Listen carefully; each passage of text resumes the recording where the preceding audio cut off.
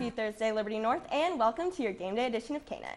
Today's show is going to get a little crazy. We have two football players in studio, and we will sit down with Cheer and Golden Girls to talk about tonight's halftime show. But don't worry, really, you shouldn't panic because we'll also cover your daily announcements. Yes, and we will. We'll have several interviews today as well. Alina and Stefan, what do you guys have for us? Alberta will be talking with two of our varsity football stars about just what will be going down tonight at William Jewell. And later on, I'll talk about weather, something like that. I'll be sitting down with one of our cheerleaders and a Golden Girl later on in the show to talk about the halftime show of today's game against Grandview.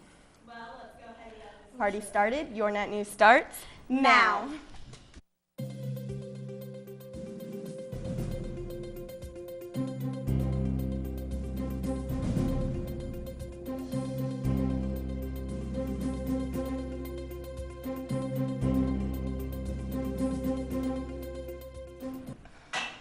Let's start off with some announcements. There will be an informational meeting about joining the Future Educators Association during Eagle Hour tomorrow in room 815. Please contact Ms. Taylor if you have any questions. And don't forget, the TED Ed Club could be the place for you. This group of problem solvers, critical thinkers, and innovators is out to make the world a better place. The first meeting is Monday, September 22nd during Eagle Hour in LV6. You can see Miss Lynn for more information.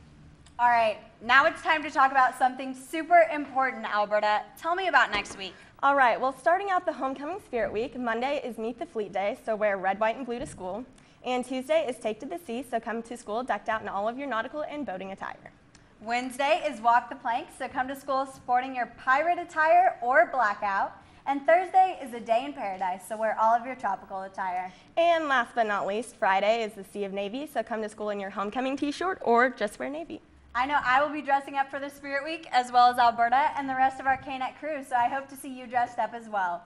That's all the announcements we've got for you today. Stephen is sitting down with Lexi Deshawn and Rachel Shepard. Stephen, what do you have for us? Well, I'm sitting down with Lexi Deshawn and Rachel Shepard in studio. And guys, can you tell us a little bit about what's going to be different in tonight's halftime show? Tonight we're having our Kitty Clinic game, so we'll have our group of girls that we taught at Kitty Clinic come out and perform a halftime routine for the crowd. Well, and what exactly goes on at the kitty clinics? Can you guys sort of explain the schedule? Well, throughout the day, our K through 5 girls learn a cheer, a dance, and a chant. And then throughout that, they do like different games and activities just to keep them like interested and excited. And what exactly is the point of a kitty clinic?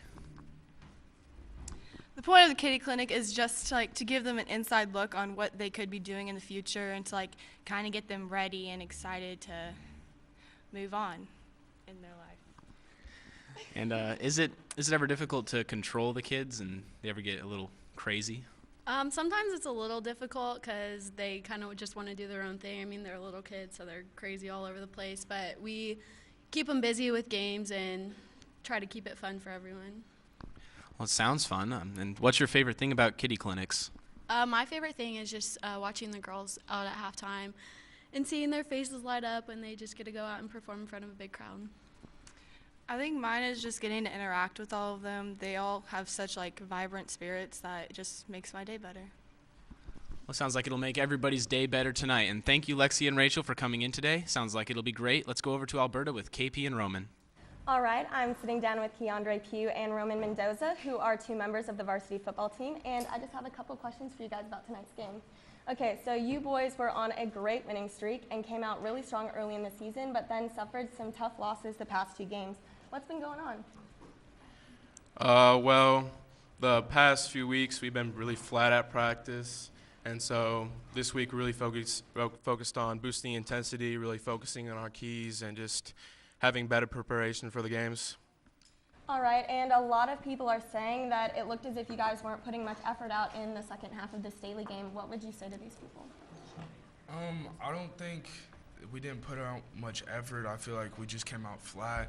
I feel like we were up at halftime, so we came out and we just thought we had it. We thought we could just breeze right through the second half and it'd be just fine. All right, and KP, this is your last year having your dad as a coach. Is he harder on you because of that at all? Yes, very much so. All right, and how are you guys preparing differently going into tonight's game against Grandview?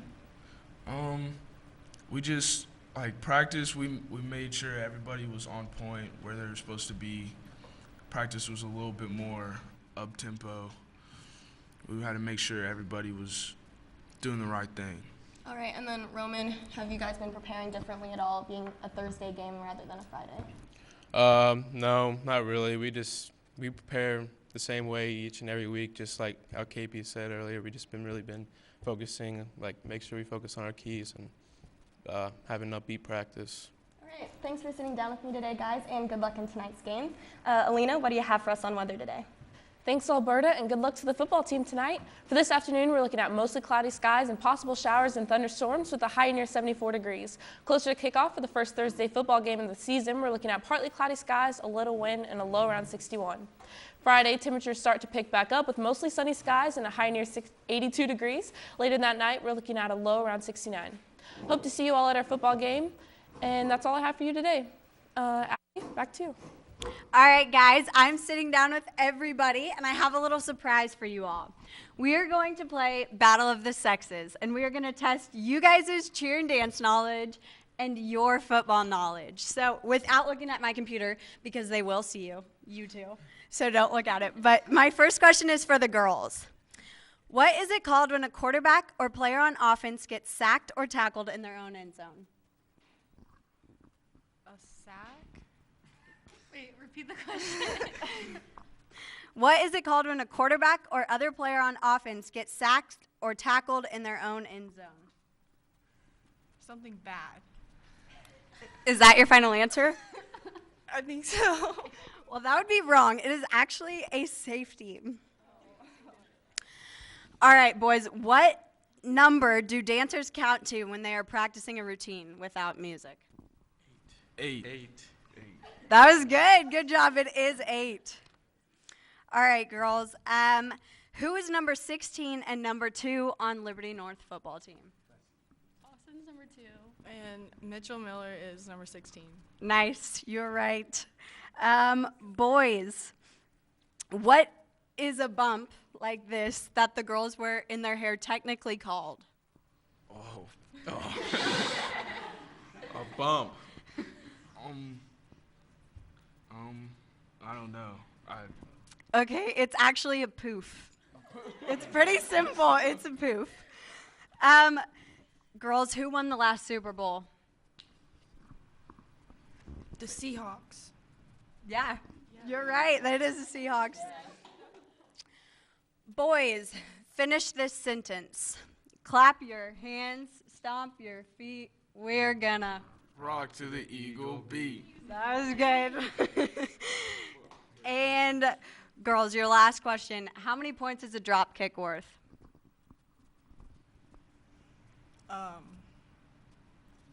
3. No.